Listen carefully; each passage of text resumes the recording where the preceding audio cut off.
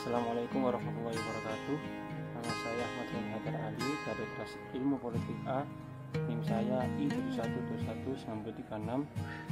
Tujuan saya membuat video ini untuk menempuh UTS Statistik Sosial yang diberikan oleh dosen saya, yakni Pak Alexander. Langsung saja. Nomor 1, apa yang Anda pahami tentang statistik sosial dan ruang lingkup statistik sosial?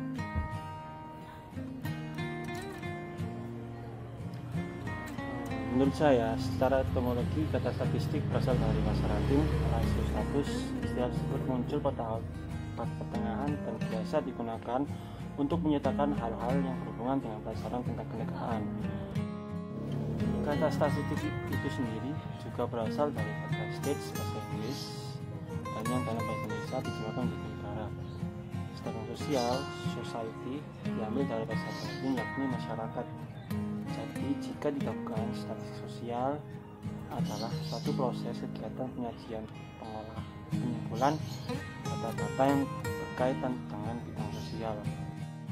Jadi jika digabungkan, statistik sosial adalah suatu proses kegiatan penyajian, pengolahan, pengumpulan data-data yang berkaitan dengan bidang sosial. Contohnya, pengolahan data yang berkaitan dengan kependudukan, ekonomi, masyarakat, seperti itu.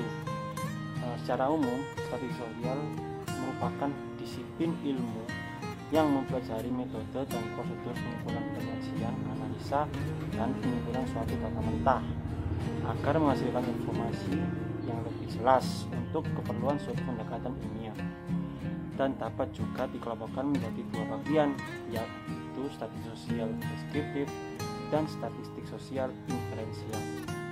Dalam ruang lingkup statistik juga dapat dibedakan menjadi beberapa bagian. Berdasarkan orientasi pembahasannya, terdapat statistik matematik, statistik terapan, dan berdasarkan tahapan dan tujuan analisanya, ada statistik deskriptif, inferensial. Untuk selanjutnya, berdasarkan asumsi distribusi yang digunakan, terdapat statistik parametrik dan non parametrik. Untuk berdasarkan sebuah variabel, terdapat statistik univariat dan statistik multivariat. Lanjut untuk nomor 2, jelaskan definisi dari populasi, pengelompokan populasi, dan sampel. Populasi merupakan keseluruhan dari objek penelitian yang menjadi pusat perhatian dari dan menjadi sumber data penelitian. Objek penelitiannya dapat berupa manusia, hewan, tumbuhan, jalan, nilai peristiwa, sikap hidup, dan sebagainya. Pengelompokan populasi menurut saya merupakan proses pengumpulan maupun pemilahan dari sejumlah populasi berdasarkan kriteria tertentu yang akan dijadikan menjadi sebuah sampel. Untuk sampel sendiri merupakan bagian dari populasi yang dipilih dengan menggunakan aturan-aturan tertentu yang digunakan untuk mengumpulkan informasi atau data yang menggambarkan sifat atau ciri yang dimiliki populasi. Jadi perbedaannya antara populasi dan sampel, kita ambil contoh. Kalau populasi itu lebih besar, lebih luas ranahnya, sedangkan sampel itu sendiri sebagian kecil dari populasi tersebut. Yang intinya data-data dari populasi ini tercakup dalam isi sampel itu. Lanjut nomor 3, dalam statistik sosial dikenal beberapa jenis data. Jelaskan jenis data tersebut dan aplikasinya dalam penelitian. Pendapat saya, data dalam statistik dibedakan menjadi dua, data kuantitatif dan data kualitatif. Data kuantitatif merupakan data yang berbentuk angka atau bisa juga bersumber dari data kualitatif yang diangkakan. Contohnya adalah jumlah buruh pabrik yang mendapatkan gaji kurang dari UMR berjumlah 120 orang, atau kurang karyawan pabrik B rata-rata mendapatkan gaji 4 juta rupiah. Untuk data kualitatif itu sendiri, saya mendefinisikan yakni data yang tidak berbentuk angka, namun data ini bisa berbentuk kalimat, kata, atau gambar. Data kualitatif juga bisa didefinisikan sebagai data berbentuk kategorisasi karakteristik berwujud pertanyaan atau kata-kata. Misalnya, perempuan itu cantik, mata uang Indonesia adalah rupiah, pemandangan di sungai itu indah, dan lain-lain yang bisa semacam itu. Yap, lanjut. Nomor 4, bagaimana Anda memahami konsep variabel, apa saja jenisnya dan bagaimana penggunaannya.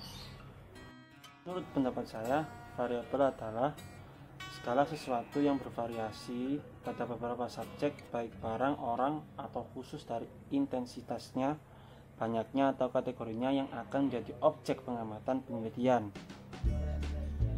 Pengertian yang dapat diambil dari definisi tersebut ialah bahwa dalam penelitian terdapat sesuatu yang menjadi sasaran, yaitu variabel, sehingga variabel merupakan fenomena yang menjadi pusat perhatian penelitian yang menjadi observasi atau tolak ukur sebuah penelitian.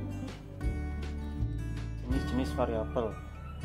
Di sini menurut saya variabel dibedakan menjadi 3, yaitu variabel bebas, terikat, dan kontrol. Saya sebutkan satu-satu untuk definisinya. Untuk yang pertama, variabel bebas. Variabel ini mempunyai pengaruh atau menjadi penyebab terjadinya perubahan pada variabel lain, sehingga bisa dikatakan bahwa perubahan yang terjadi pada variabel ini diasumsikan akan mengakibatkan terjadinya perubahan pada variabel lain. Untuk variabel terikat, variabel terikat ini atau dependen adalah variabel yang keberadaannya menjadi suatu akibat dikarenakan adanya variabel bebas. Disebut variabel terikat karena kondisi atau variasinya terkait dan dipengaruhi oleh variabel-variabel lain. Yang terakhir, variabel kontrol. Jenis variabel ini merupakan variabel yang dibatasi dan dikendalikan pengaruhnya sehingga tidak berpengaruh pada gejala yang sedang diteliti. Dengan kata lain, yaitu dampak dari variabel bebas terhadap variabel terikat yang tidak dipengaruhi oleh faktor luar yang tidak diteliti. Lanjut untuk nomor 5, statistik sosial mengenai beberapa operasi analisis, salah satunya adalah regresi sederhana. Jelaskan apa yang dimaksud dengan regresi dan relasinya dengan variabel. Silahkan Anda berikan simulasi analisis regresi dalam penjelasan sederhana. Menurut saya, analisis regresi sederhana adalah sebuah metode pendekatan untuk pemudaran hubungan antara satu variabel dependen dan satu variabel independen. Dalam model regresi, variabel independen menerangkan variabel dependennya. Dalam analisis regresi sederhana, hubungan antara variabel bersifat linier, di mana perubahan pada variabel X akan diikuti oleh perubahan pada variabel Y secara tetap, sementara pada hubungan non-linier, perubahan variabel X tidak akan diikuti dengan perubahan variabel Y secara proporsional. Seperti pada model kuadratik, perubahan X diikuti oleh kuadrat dan variabel X. Hubungan demikian tidak bersifat linier. Untuk simulasinya akan saya paparkan pada slide dan buku ini.